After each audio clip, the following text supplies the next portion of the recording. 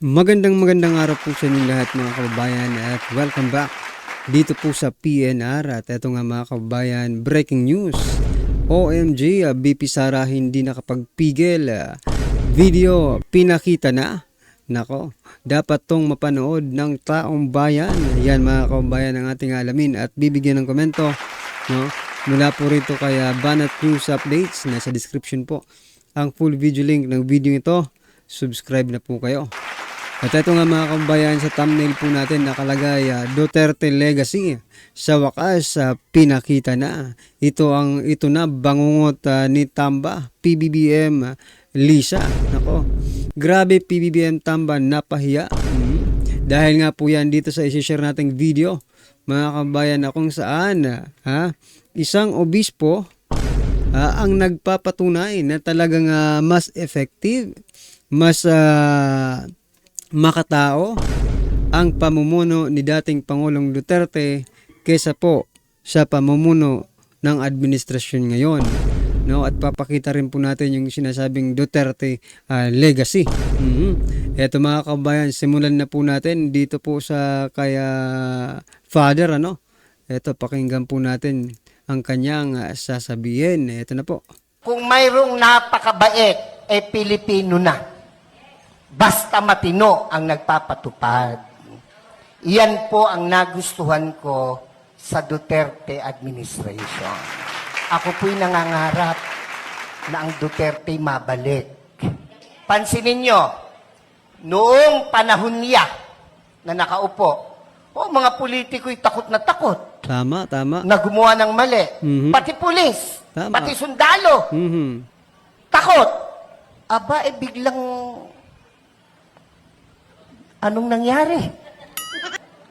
Ngayon ang mga kurakot mga nakaupo.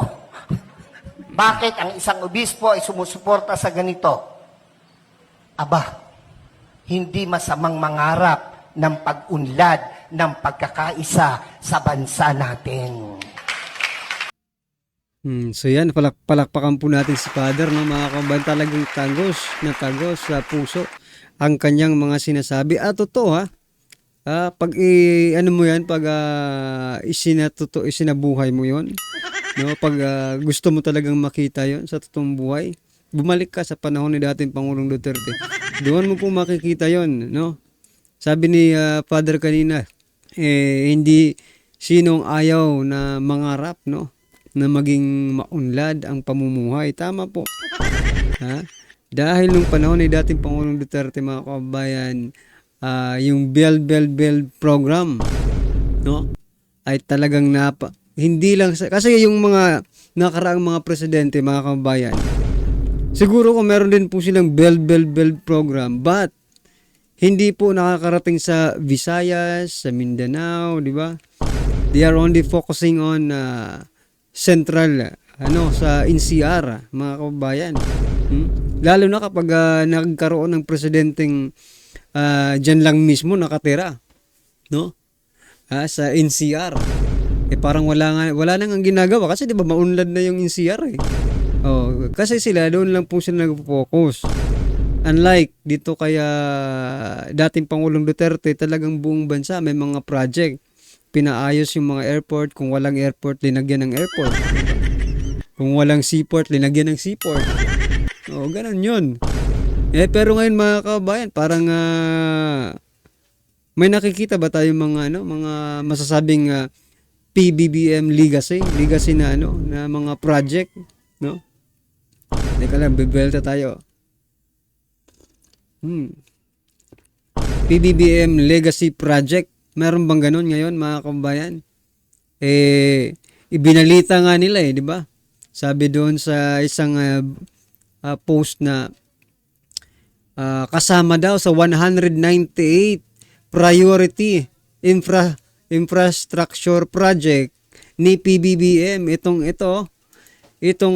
Duterte legacy na tulay mula pinakamahabang tulay dyan sa Mindanao, mga kababayan, yung tinatawag na Pangil Bay Bridge, no?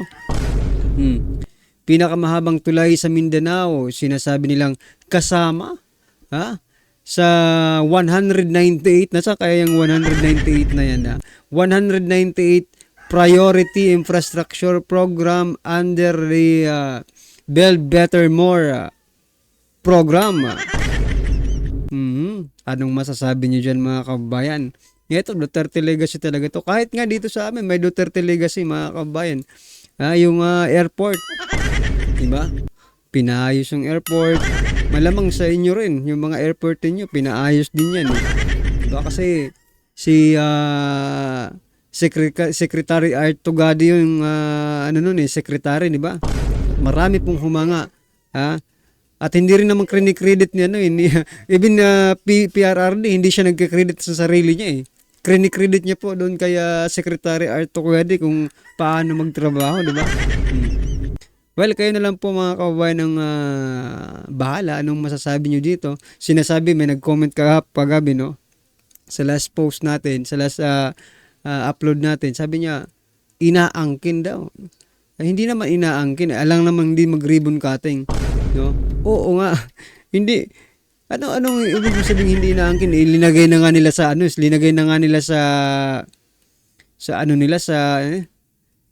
dapat abangan ng ating mga sa news nila, di ba? Doon sa news nila, nilagay na po nakasama yung Pangil Bay Bridge, no, sa 198 nilang project. Tapos sabi mo hindi inangkin. Hindi naman credit sa dating administrasyon. Tawag po doon credit grabbing, mga kababayan, no? Well, anyway, mga karibin natin, eto na, sama-sama at sabay-sabay po natin pakinggan. Panoorin at bigyan ng komento ang video ito. Eto na po. Ito ang nakakagulat. Walang planong mag-resign si Vice President Sara Duterte sa kabila ng panawagan ng ilang mambabatas. Giit ng pangalawang Pangulo na ang bayan ang nagluklok sa kanya sa pwesto at hindi naman sila. Sabi pa rin ni Vice President Sara, magpapatuloy. Bakit ba kailangan mag-resign, mga kababayan, kung itong mga tonggrista lang ang magsasabi? Meron bang ganon? Sila ang gumagawa ng batas, pero Pilipino pa rin po ang masusunod. Mga Pinoy pa rin po ang masusunod, mga kababayan. No? Kasi nandyan sila dahil rin sa atin, di ba? Tapos 32 million bumoto. Gaganon-ganon lang nila. No? Wala ngang respeto Yung kahapon pinakita ko si Raul Bungalon, diba? Yung congressman Bagito. Grabe. Kung hindi mo, sabi nyo, hindi word by word pero parang ganito na rin yung gusto nyo ibig sabihin. Kung hindi mo na gustong magtrabaho, bumaba ka na sa pagiging vice presidente mo. Parang ganun yung gusto nyo sabihin kay Vice President Sara Duterte. Sana lang pag nagkaharap kayo ni Vice President Sara Duterte, masabi mo yan ng harap-harapan, baka diba? Baka hanggang ka lang kasi hindi kayo magkaharap Paano pag magkaharap na kayo? Kaya mo bang sabihin yan? Di ba? Baka magaya ka sa traffic enforcer na yan. Tuloy ang pagtatrabaho ng kanyang tanggapan. May budget man o wala. Vice President Sara Duterte, matapang na binunyag na hawak na niya ang video na siyang ebidensya at tila kinakatakutan ng mga mambabatas. Nako, mga kababayan, ano kaya ang video ito? Ipapakita na kaya ni Vice President Sara Duterte ang video ito? Nako, ano kaya ito? Nandiyan kasama kaya sa video ito si PBBM or si Tamba? Or si Kimbo? Sino pa ba? Si Abante? Fernandez? No? Laban sa umano'y isang tao umano o handler na nasa likod ng impeachment. Laban sa kanya at isisiwalat niya ito sa tamang panahon. Planong zero budget ng mga mambabatas sa Office of the Vice President. Tila naudlot dahil natakot umano si Tamba sa video na hawak na mismo ni Vice President Sara. Pero bago ang lahat ng ka-update, kung bago ka pa lamang sa aking channel, ay mag-subscribe ka na. At huwag kalimutang i-click ang notification bell para mas updated ka sa lahat pa ng bagong videos na i-upload namin. At ito na nga mga ka-update, kinumpirma ni Vice President Sara Duterte na siya ay nasa Calaguas Island noong Lunes. Dito nga raw niya nakita ang problemang kinakaharap ng mga residente tulad ng kawalan ng access sa medical care, hindi maayos na internet at maging sa kuryente. Ito talagang medical care mga kababayan, no? Talagang napaka-ano ngayon. Parang nagte-trending po, ah. I mean, very, very relevant para sa ating mga Pilipino. No? Biruin mo mga kababayan, wala namang pandemic, no? Pero bakit nagkukulang tayo sa mga bakuna, mga gamot, di ba? Sa ating mga public hospitals, di ba? Hindi po ito gawa-gawang istorya lang kasi na-experience din namin sa pamilya namin mga kabayan, no? Nagpapabakuna rin tayo eh. Wala pong bakuna, no? 4 months, 5 months na yata. Yung mga senior citizens walang maintenance. Walang makukuhang maintenance mga kabayan sa mga healthcare centers. No? Yung anti-rabies wala rin. Anong nangyayari dito? Ha? Ito ang napakasakit mga kabayan. Benenta po yung 25 tons of golds ng Pilipinas, no? Saan nyo nilagay yan? Tapos nung budget deliberation ng Department of Health, minadali lang. Anong ibig sabihin nito? Tapos nagkukulang tayo ng mga gamot, no, bakuna. No, minadali po nila eh. 'Di ba nakita niyo sa video si representative sino ba tong babaeng ito? Yung sa Dingbak siya. 'Di ba? Oh, si Garin 'yan, si Congressman Garin. Minadali pa, halos na mag-rap na eh, 'di ba? Nirarap na niya eh. Halos hindi na maintindihan yung pagko-close ng pagti-terminate ng hearing na 'yon eh. 'Di ba? Napakasaklap po mga kababayan kasi sa dami ng utang ng Pilipinas, sa dami ng gold na ibinenta ng administrasyong ito, dapat libre na po, no? Libre na po ang mabuhay dito sa Pilipinas. I mean, mabuhay in terms of magbibigay po ng suporta ang gobyerno ng mga gamot, di ba? Libre naman po talaga dapat ang mabuhay sa Pilipinas, pero bakit ganito?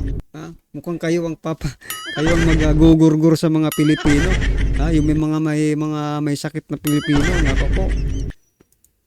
Pero pinasinungalingan niya ang balitang nandun pa siya sa nasabing isla habang isinasagawa ang budget deliberation ng Kamara alas 10 ng umaga noong araw na yon. Report ng Philippine National Police, accurate naman, tama yun lahat.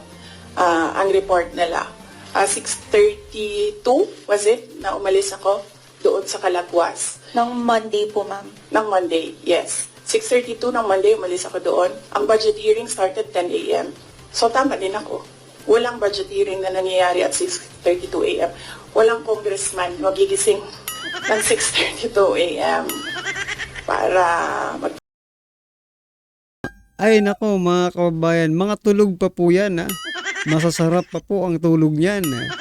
Ha? Humihilik pa po ang mga inayutak na yan sa mga ganyang oras. Ha? Kasi ang time in po nila, ha? May gobyerno lang pumapasok ng Ha? Ha? 6:30, dito nga sa City Hall mga kababayan pumapasok anong oras na? Diyan pa kaya matataas na yan eh. Mga natutulog pa yan. trabaho.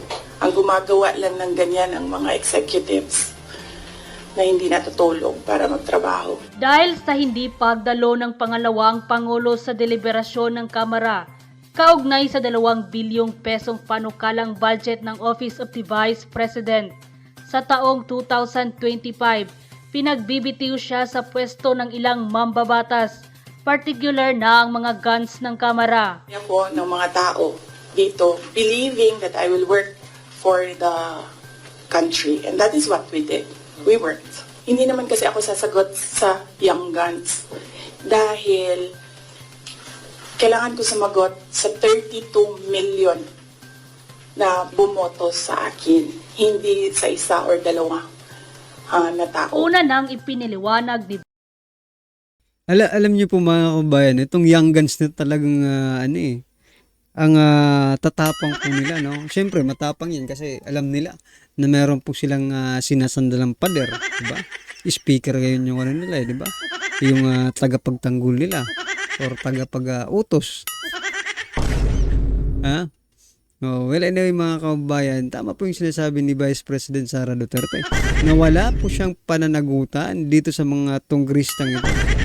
Ilan lang ba sila sa young guns dyan mga kababayan? No?